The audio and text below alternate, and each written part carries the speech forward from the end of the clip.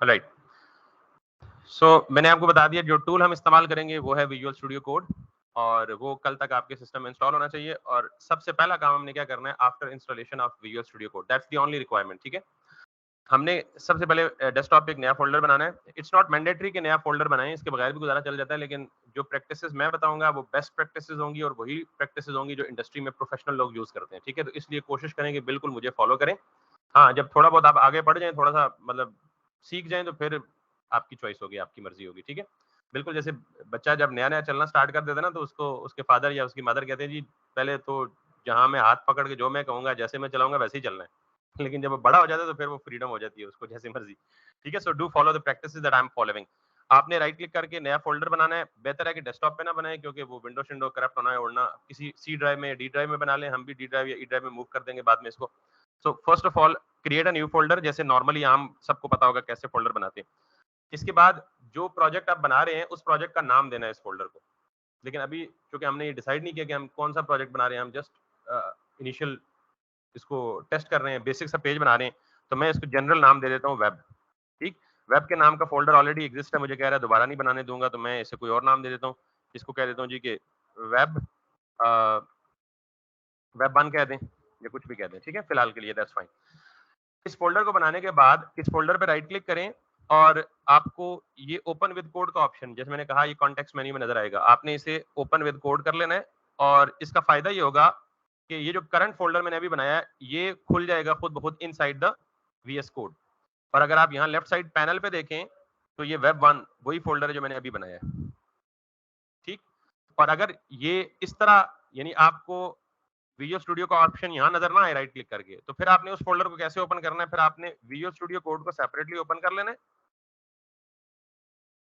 और अभी ये इसने वेब 1 फ़ोल्डर इसलिए ओपन किया कि मैंने कहा था कि जब बाय डिफ़ॉल्ट हम लास्ट प्रोजेक्ट जिसमें हमने काम किया होता है, ये बाय डिफ़ॉल्ट उसको ओपन कर देता है। लेकिन जब आप फर्स्ट टाइम करेंगे तो ये नहीं होगा, तो फिर आपने क्या करना है? फाइल करके ओपन फ़ोल्डर या ओपन फ़ोल्डर कर लें या न्यू विंडो कर लें, दोनों में से कोई एक। तो मैं ओपन फ़ोल्डर करता हूँ, अब ये मुझसे पूछेगा किस फ़ोल्डर को ओपन करना चाहते हैं। तो मैंने वो फ़ोल्डर कहाँ सेव किया हुआ है? डेस्कटॉप पे।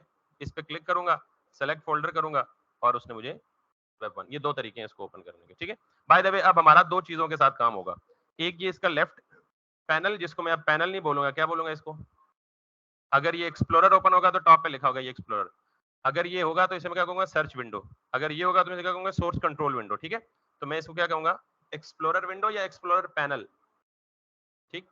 तो राइट साइड पे क्या होगा? अभी तक हमें कुछ नज़र नहीं आ रहा, ठीक है? तो हम यहाँ पे लेफ्ट साइड पे ये 3-4 आइकन्स हैं। इन आइकन्स का स्पेसिफिक पर्पज़ है, लेकिन हम पहले उस पर्पज़ को छोड़ते हैं, यहाँ पे राइट क्लिक करते हैं। अगर मैं यहाँ पे राइट क्लिक करूँगा, तो ये मुझे डिफरेंट ऑप्शंस दिखाएगा, और अगर मैं एक्सप्लोरर पैनल पे राइट क्लिक करूँगा, तो ये मुझे डिफरेंट ऑप्शंस दिखाएगा, ठीक है? तो मुझे सबसे पहले क्या करना है, यहाँ पे न्यू फाइल क्रिएट करनी है। अच्छा, मैं एक बात बता दूँ, मैंने कहा था जितनी भी वेब पेजेज़ या वेबसाइट्स हैं, वो कहाँ खुलती हैं? ब्राउज़र के अंदर खुलती हैं। ये नहीं कहना कंप्यूटर में खुलती हैं, कंप्यूटर में तो खुलती हैं भाई। जितनी भी वेब पेजेज़ हैं या वेबसाइट्स हैं, वो कहाँ खुलती हैं? ब्राउज़र में खुलती हैं। अच्छा, अगर आप खुद अपनी किसी फाइल को ब्राउज़र में खोलना चाहें, तो उसका ये तरीका है कि कंप्यूटर में आप जितनी भी फाइलें बनाते हैं ना, तो हर फाइल की एक एक्सटेंशन होती है।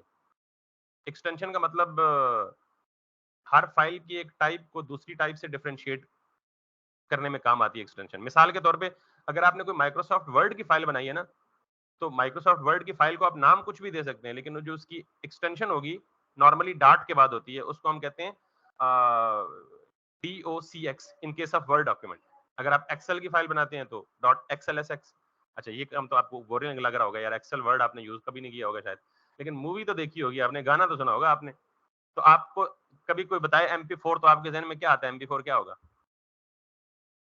कोई वीडियो फाइल होगी ना, यानी एक्सटेंशन, मतलब एक्सटेंशन का नहीं पता ना। लेट्स सपोज मैं लेमैन हूँ, मुझे आप बताएं जी मुझे MP4 फाइलें कॉपी करके दें यूएसबी में, तो MP4 का मतलब क्या होगा? वीडियो फाइल होगी। अगर मैं कहूँ जी मुझे MP3 दें, तो क्या होगा? ऑडियो फाइल होगी, मतलब म्यूजिक तो होगा, मतलब जरूरी नहीं म्यूजिक है, मेरे जैसे शरीफ आदमी नात भी सुन सकता है यार, तिलावत भी सुन सकता है। Audio file, okay, generic answer, ठीक है ना? तो अगर, तो ये MP3 और MP4 क्या है बेसिकली? ये एक्सटेंशन है जिसकी बेस पे आपको पता लगता है कि ये फाइल किस टाइप की है। तो बिल्कुल इसी तरह वर्ड की एक्सटेंशन क्या होती है? डॉक्स। पावर पॉइंट की एक्सटेंशन क्या होती है? PPTX। ठीक। इसी तरह किसी फाइल को आपने ब्राउजर में खोलना हो तो उसकी एक्सटेंशन क्या देंगे? .html।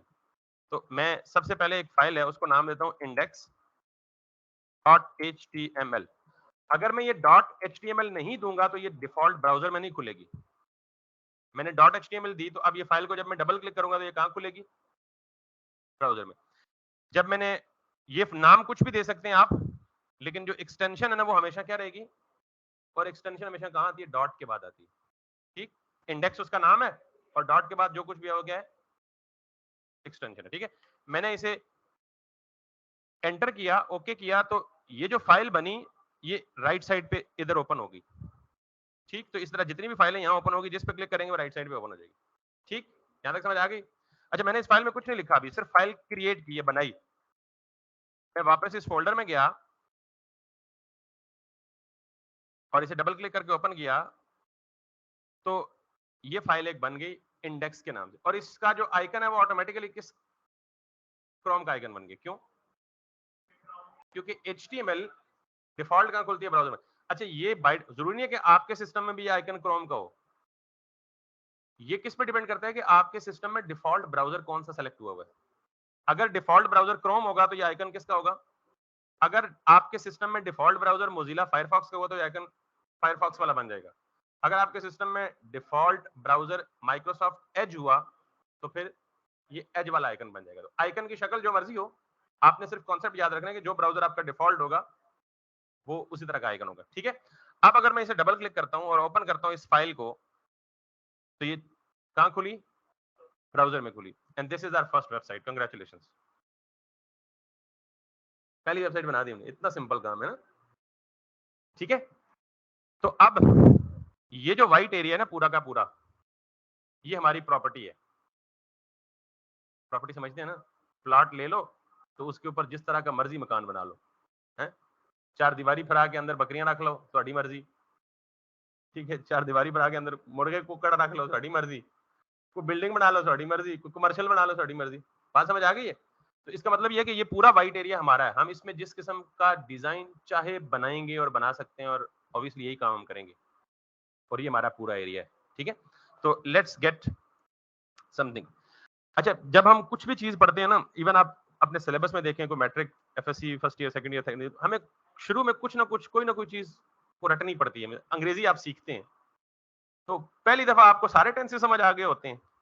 अभी आप माशाल्लाह सारे अंग्रेजी बोल सकते होंगे और कुछ ना कुछ मेरी तरह मतलब टूटी फूटी तो बोल ही सकते होंगे, लेकिन क्या फर्स्ट टाइम में सारा कुछ हो गया था? नहीं, पहली दफा आपने कुछ चीज रट्टी होगी, कुछ सेंटेंसेस का स्ट्रक्चर रट लिया होगा। कैसे कि जी I am going to school का मतलब है कि पहले सब्जेक्ट आएगा, फिर वर्ब आएगा, फिर ऑब्जेक्ट आएगा। हमेशा मैंने तो सारी जिंदगी होगी रट्टा बाजी, हमेशा पहले सब्जेक्ट आता है, फिर वर्ब आता है, और फिर एक्टिव सेंटेंस में अंग्रेजी के। यहाँ पे कुछ 4 या 5 लाइनें हैं जिनको हम कहते हैं बेसिक वेब का स्ट्रक्चर, वो आपने एज इट इज रटना होगा। ठीक है, तो मैं यहाँ पे लिखता हूँ। अच्छा, एक और चीज,